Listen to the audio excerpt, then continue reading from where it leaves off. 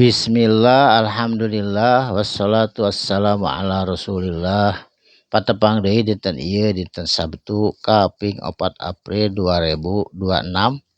Masih dina surat Al-Anbiya ayat ka 108. A'udzu billahi minasyaitonir rajim. Bismillahirrahmanirrahim. Kul bejakeun ku anjeun Muhammad saur Allah.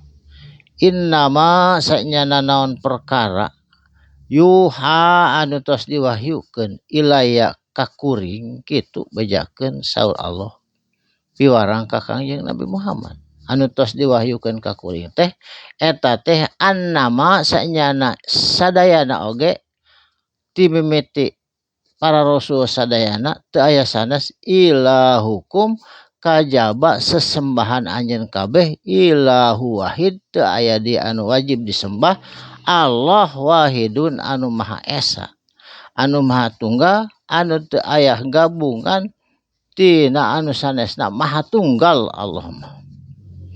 Pahal antum muslimun naha anjeun kalebet jami-jami anu Islam anu muslim ta eta patarosan jawabanana aya dina hate urang naha urang teh tos muslim berserah diri ka Allah atawa masih keneh aya pamusyrikan. Sadayana jawabanana dina hate urang sewang-sewangan.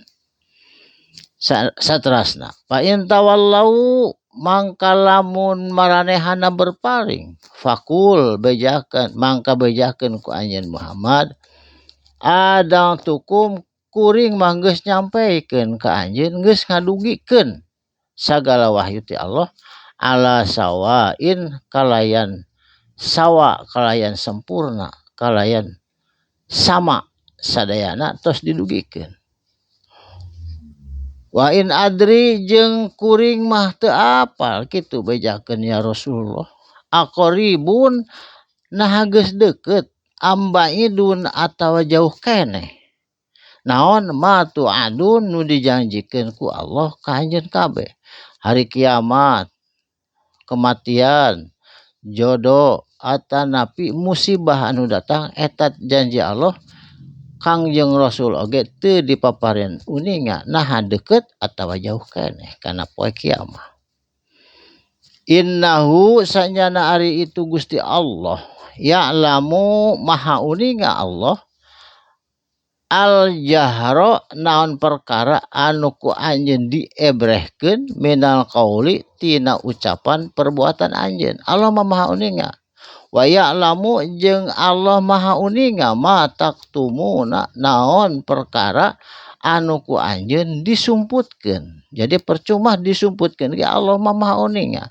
Teu aya sesuatu tina ucapan perbuatan anu Allah teu uninga. Allah mah maha uninga. Jadi teu kudu disumput-sumput da Allah mah maha uninga tina ucapan jeung perbuatan. Saterasna wa in adri jeung teu apal kuring kitu bejakeun ya Rasulullah la'allahu bahkan eta perbuatan teh bisa jadi fitnatun jadi fitnah. Jadi naon anu karanapan ku urang teh kesenangan, kabungahan, kesedihan eta teh fitnah, ujian, cocoba atawa eta teh teguran ti Allah. Sadayana ge teu aya nu uninga angin Allah nu uninga tina perkara anu terjadi ka urang. Lakum eta tetep pikeun anjeun kabeh mataun jeung aya kesenangan ilahin tepi ka waktu anu ditangtukeun. Kesenangan dunia teh tepi ka waktu anu ditangtukeun. Eta teh fitnah atau ujian atau cobaan atau memang rahmat jeung barokah ti Allah. Wallahu alam. Urang mangun kur nampi wungkul kesenangan ieu teh naon bilihna teh jadi fitnah atanapi bebendu panyungkun ti Allah. Mudah-mudahan anu kanikmatan katampi ku urang sadayana eta barokah jeung rahmat Allah Subhanahu wa taala. Amin.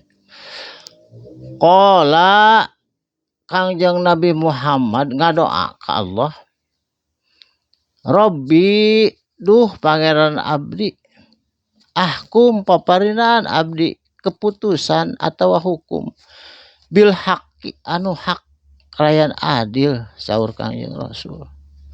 wa rabbana jeung duh pangeran abdi sadayana ar-rahmanu anu Allah teh sifatna maha rahman maha welas maha pemurah al-musta'anu Allah teh tempat minta pitulung sadayana umat tempat minta pertolongan sadaya umat alama tasifun kana naon perkara tasifun anu tos disifatkeun